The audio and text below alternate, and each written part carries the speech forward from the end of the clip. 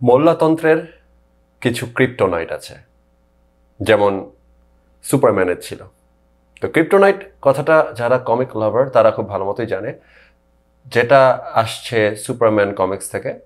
সুপারম্যানকে তো আপনারা অনেকে চিনে থাকবেন, সে একটা ক্লোক পরে, সে একজন সুপার হিরো, সে উড়তে শিখে, সে এমন কোনো জায়গা থেকে আসছে যেখানে আসলে আমাদের সানের মতন পাওয়ার নাই। সো আমাদের সূর্য তাকে অনেক ক্ষমতা দেয় আর কি, সে উড়াউড়ি করতে পারে এই প্ল্যানেটারি সিস্টেমের মধ্যে। এবং সুপারম্যান যে গ্রহ থেকে এসেছেন তার নাম হচ্ছে ক্রিপ্টন। বলা হয়ে থাকে যে সুপারম্যানকে পৃথিবীতে যা আছে তার কোনো কিছুতেই ঠেকানো সম্ভব না, কারণ পৃথিবীর এই সোলার সিস্টেম তো তাকে এক্সট্রা পাওয়ারফুল বানাইছে। সে ওই সোলার সিস্টেমে থাকলে আমাদের মতোই কেউ হইতো, কিন্তু এখানে সে অনেক শক্তিশালী।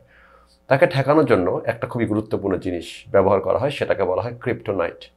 সো ক্রিপ্টোনাইট একটা মেটাল যেটা আসছে ওর গ্রহ থেকে, যেটা আশেপাশে থাকলে সুপারম্যানের পাওয়ার চলে যায়, সে ক্রিপ্টনের সেই আগের একটা সাধারণ মানুষে পরিণত হয়। তাই গুলি করলে সে তখন মারা যাবে, তাকে উঠতে পারবে না সে আর কি, এরকম। তো মোল্লাতন্ত্রের এমন কিছু ক্রিপ্টোনাইট আছে যেগুলোকে আমি খুবই সেন্সিবলি আইডেন্টিফাই করতে পারি আর কি। আমি খুবই যত্নের সাথে এই জিনিসগুলোকে ব্যবহার করার চেষ্টা করি, প্রোটেক্ট করার চেষ্টা করি। এবং এইখানে কিছু ব্যাপার আছে যেগুলা মোল্লারা নিজেরাও জানে যে এগুলা হচ্ছে তাদের অ্যাকিলিসের হিল আর কি। সে ওখানে দুর্বল, ওইখানে হিট করা হলে তার আসলে বলার তেমন কিছু নাই, তার খুব একটা বেশি ডিফেন্স নাই। তো এদের মধ্যে সবচেয়ে গুরুত্বপূর্ণ এবং সবচেয়ে বড় ক্রিপ্টোনাইট হচ্ছে মেয়েরা। মোল্লাতন্ত্র ওইখানে যে আটকে যায় যখন তাকে আপনি জিজ্ঞাসা করবেন যে ঠিক আছে আপনারা তো শরিয়া আইন চাচ্ছেন, আপনারা তো আল্লাহর মানে আপনার বিশ্বাস হচ্ছে ইসলাম, আমরা এটা বুঝি, সুতরাং আপনারা শরিয়া আইন চাবেন, এটাও আন্ডারস্ট্যান্ডেবল, মানে আমরা বুঝি যে কেন আপনারা চাচ্ছেন, কিন্তু আপনাদের বানানো আইনের মধ্যে আপনাদের সেই ফলো করা ধর্মগ্রন্থ অথবা ধর্মের ভেতরে ইসলামে বা ওই দেশের মধ্যে মেয়েরা কি অবস্থায় থাকবে? এই একটা প্রশ্ন, এটা একটা ক্রিপ্টোনাইট। কারণ মোল্লারা জানে যে এখানে কোনো সদুত্তর তারা দিতে পারবে না। তারা ইসলাম মেয়েদেরকে সবচেয়ে ভালোভাবে যেটা ট্রিট করে, সবচেয়ে ভালোভাবে যে জিনিসটা দেয়, সেই জিনিসটা হচ্ছে বর্তমান সমাজের মেয়েদের কাছে চরম অপমানের একটা জিনিস আর কি। মানে ইসলামের সর্বোচ্চ সম্মান যেটা নারীদেরকে দেওয়া, সর্বোচ্চ সম্মান ইসলাম যেটা সর্বোচ্চ করতে পারে, এর বাইরে ইসলাম যেতে পারবে না, সেটা হচ্ছে 2025 সালের একটা মেয়ের কাছে সবচেয়ে অপমানজনক। তার সবচেয়ে টক্সিক বয়ফ্রেন্ডও তার সাথে এরকম ব্যবহার করতে পারে না, যেটা তাকে একজন শরিয়া রাষ্ট্র করবে। সো এটা একটা বিশাল ক্রিপ্টোনাইট। আমি জানতে চাই যে মোল্লারা মেয়েদেরকে কীভাবে ট্রিট করবেন। ওরা বলবে যে মেয়েদেরকে আমরা ঘরের মধ্যে রাখবো, তারা বের হবে না কেন, তারা চাকরি করবে, সব কিছু করবে, কিন্তু তাদের জন্য আলাদা কর্মক্ষেত্র দেওয়া হবে। জামাত কিন্তু এই কথা বলার চেষ্টা করে, তারা যেটা বলতে চায় তারা এমন সেগ্রিগেশন করবে যাতে মেয়েরা যদি কাজ করেও থাকে কিছু কিছু জায়গা ছাড়া তো কাজ করতে দেবেও না, কারণ এভাবে কাজ করা সম্ভব না। সেগ্রিগেশন করে কয়টা পেশাতে কাজ করা সম্ভব? আপনি কি একজন ডক্টর হইতে পারবেন সেগ্রিগেশন অবস্থা থেকে? মনে করেন আপনি একজন ইমার্জেন্সি রুমের ডক্টর, আপনি একটা মেয়ে, আপনি ইমার্জেন্সি রুমের ডক্টর, এবং আপনাকে শুধুমাত্র মেয়েদের ওয়ার্ডে রাখা হয়েছে। কথা বলতেছি, ইমার্জেন্সি ওয়ার্ড বা ইমার্জেন্সি রুম কত ম্যাসিভ সেটা কি জানেন? যে কত কিছুর সাথে কানেক্ট থাকতে হয়। রেডিওলজিতে আপনি লোক পাঠাচ্ছেন, রিপোর্ট আনতেছেন, অথবা একটা সিটি স্ক্যান করতে পাঠাচ্ছেন, সব জায়গা থেকে মেয়েরা থাকবে। এত মেয়েকে যদি আপনার মানে ওই পর্যায়ের শিক্ষিত করতে হয়, তাহলে তো তাকে পুরুষের মতো আনতেই হবে আপনার। সো জামাত যেটা বলার চেষ্টা করে বা ইসলামিক দলগুলো যেটা বলার চেষ্টা করে যে মেয়েরা অবশ্যই কাজ করবে, তারা কাজ করবে খুবই সেপারেটেড একটা নারী বান্ধব, তারা বলতে চায় শুধু নারীই থাকবে ওই জায়গাতে, এমন একটা কর্মক্ষেত্রের মধ্যে। এইটা আসলে বর্তমান শিল্প যেই জায়গাতে সে পৌঁছেছে এইখানে এটা সম্ভব না। এটা এমন না যে মেয়েদেরকে সব একটা ওয়্যার হাউসে ঢুকাই দিলেন, তারা সেখানে বসে বসে হাত পাখা বানাতে থাকলো। সম্ভব, ওই রকম কিছু ফিল্ডে আপনি মেয়েদেরকে ঠিকই কাজ করাতে পারবেন ইসলামের শরিয়ার সাথে বিরোধ না করে, কিন্তু বেশিরভাগ জায়গাতে পারবেন না। তার মানে কি যে মেয়েদেরকে আপনি ইকুয়াল অপরচুনিটি দিচ্ছেন না ইভেনচুয়ালি। ছেলেরা যেসব ফিল্ডে কাজ করতে পারবে সেসব জায়গার অনেকগুলাই মেয়েদের কাছে চিরতরে বন্ধ হয়ে যাবে। এবং অনেক ধরনের আইন কানুন আছে, কিভাবে সে বাইরে যেতে পারবে, কিভাবে সে কি করতে পারবে, এগুলা তো বর্তমান বিশ্বের সবচেয়ে বাজে বয়ফ্রেন্ডও এইসব রেস্ট্রিকশন দেওয়ার সাহস পাবে না। মেয়েরা এখন এতটুকু মুক্ত। আর এই জায়গাতে প্রশ্ন করলে ইসলামিক শাসন ব্যবস্থা অথবা কবি কিছুটা নীরব। ওর নীরব হওয়া ছাড়া খুব একটা কিছু করার নাই আসলে, ফ্র্যাঙ্কলি স্পিকিং। এরপরে যেটা আছে, এরকম আরেকটা খুবই গুরুত্বপূর্ণ ক্রিপ্টোনাইট হচ্ছে, আপনি মোল্লাদের কাছে কিছু জিনিস আছে যেগুলো তাদেরকে উইদিন ধ্বংস করতে পারে আর কি। যেমন ধরেন যে মেয়েদের ব্যাপারটা আরও একটা কারণে গুরুত্বপূর্ণ, যে মেয়ে কিন্তু সব জায়গাতে আছে, তার মাও একটা মেয়ে, তার বোনও একটা মেয়ে, তার মেয়েও একটা মেয়ে। সুতরাং মোল্লাকে আজ আমি শুধু এক্সটার্নালি অ্যাটাক করে মোল্লাদের কিছুই করতে পারবেন না, কিন্তু মোল্লারা ইন্টারনালি উইক হইতে বাধ্য, কারণ মোল্লার মারা, মোল্লার মেয়েরা কেউ কেউ কেউ কেউ স্বতঃস্ফূর্তভাবে পুরুষতান্ত্রিক মননে গড়ে উঠে, কারণ তাকে ছোটবেলা থেকে ভাবে বড় করা হয়েছে। সে মনে করে যে নারীদেরকে বন্দি করে ফেলা উচিত, সে নিজেকেও বন্দি করে, অন্যদেরকেও বন্দি করাতে চায় মেয়ে হয়েও, সেটা ওকে। কিন্তু মেয়েদের মধ্যে যারা মোল্লাদের মধ্যে আছে তাদের অনেকেও দেখবেন যে এরা সব জায়গাতে ছড়িয়ে ছিটিয়ে আছে, যারা বুঝতে পারে তাদের সাথে একটা অনাচার হচ্ছে, এটা মোল্লাদের পরিবারেও আছে। আবার একইভাবে খুবই লিবারেল বাবার মেয়েও দেখবেন হিজাব পরে ঘুরে বেড়াচ্ছে। যেমন এক আপুকে দেখলাম স্টুপিডের মতন পোস্ট দিছে, সে আমেরিকাতে সে নাকি অর্ধেক ইস্ট অর্ধেক ওয়েস্ট করে চলে। এই জিনিসটা করা যে কত বড় গর্হিত কাজ মোল্লাতন্ত্রের সামনে, এবং এটার বিরুদ্ধে ফাইট করে যে তাকে এতটুকু স্বাধীনতা এনে দেওয়া হয়েছে যেখানে সে অর্ধেক ইস্ট অর্ধেক ওয়েস্ট করতে পারে, এইটা উনি বুঝতেছেন না। উনি ভাবতেছেন যে উনি তো যথেষ্ট স্বাধীন, নারীরা তো যথেষ্ট স্বাধীন। না, নারীদেরকে অনেক বন্দি করে রাখা হয়েছিল, আপনি এতটুকু পাইছেন নারীবাদের লড়াইয়ের জন্য।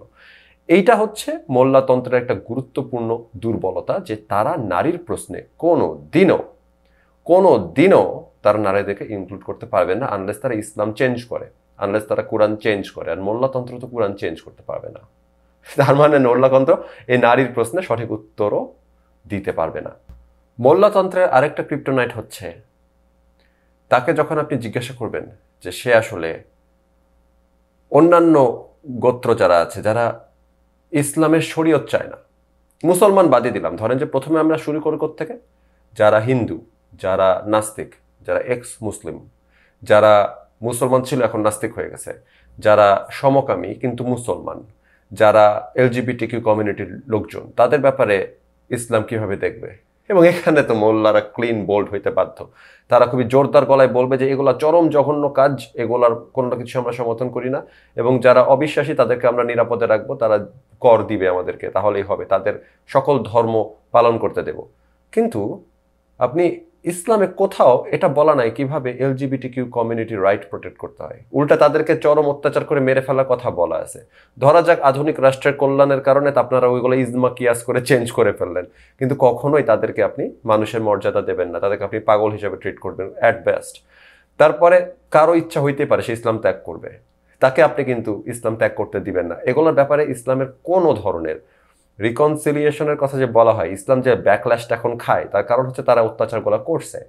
অত্যাচারীরা কখনোই ক্ষমতায় থাকতে পারে না। ইসলামের পতন হয়েছে কারণ ইসলাম ঘুণে পচে গেছে, যখন তারা মানুষের উপর অত্যাচার করছে। নিরীহ মানুষের উপর অত্যাচার করলে এটা সামহাও মানব জাতিকে, আমার একটা হাইপোথিসিস হচ্ছে যে মানব জাতি আসলে একটা প্রাণী, ইকোসিস্টেমের অংশ।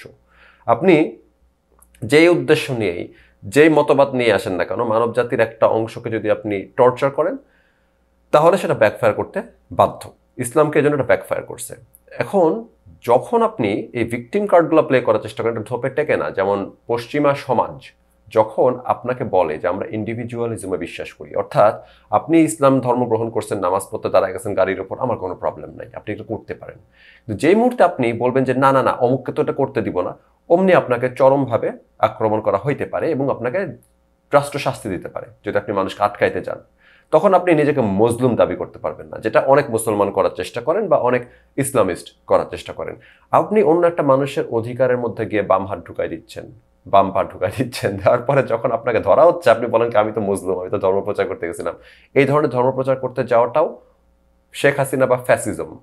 এখন এই ফ্যাসিজমটাকে ইসলাম ডিনাই করতে পারে না, এটা ইসলামের একটা বিশাল ক্রিপ্টোনাইট।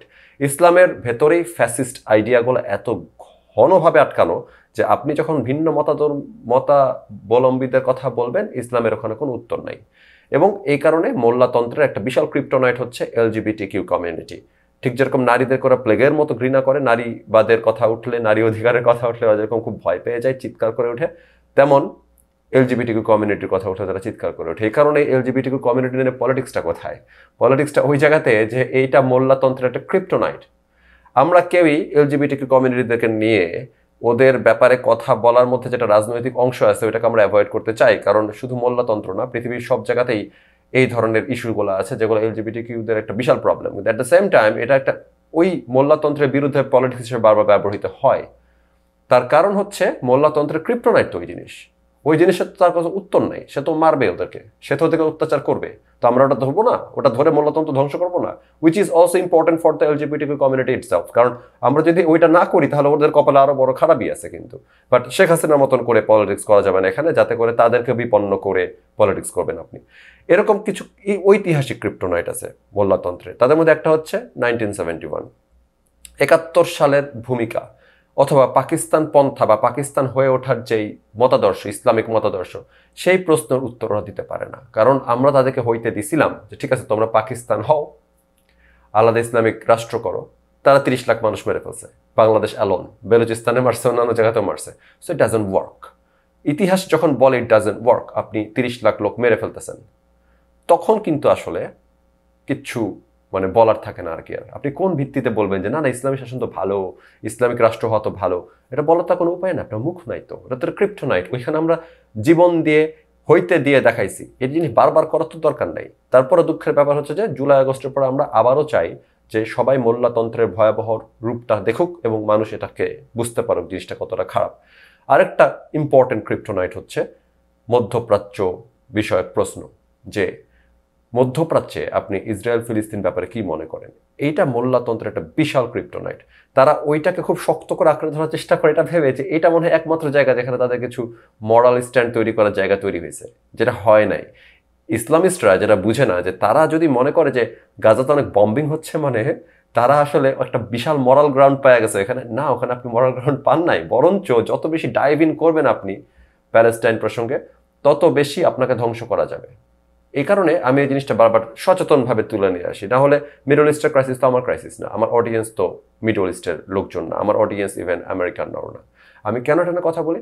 বাংলাদেশ সহ পৃথিবীর সব জায়গার মোল্লাতন্ত্রের একটা ক্রিপ্টোনাইট হচ্ছে মিডল ইস্টে গাজা সিচুয়েশন। এই জন্য এটাকে আমাকে পলিটিক্সের একটা টুল হিসাবে কথা বলতে হয়। আপনারা যদি মনে করেন যে মোল্লাদের আরও কিছু ক্রিপ্টোনাইট আছে, কমেন্টে লিখতে পারেন। আমি জানি যে এই লিস্টটা এত ছোট না, কিন্তু সবগুলো নিয়ে আলোচনা করতে গেলে অনেক লম্বা আলোচনা হয়ে যাবে। অনেকদিন পরে কথা বলার সুযোগ কিছুটা বের করতে পারলাম, ভাল লাগছে। আরও আলোচনা হবে। সবাই ভালো থাকবেন, আবারও দেখা হবে সামনে। আজকের মতন বিদায়।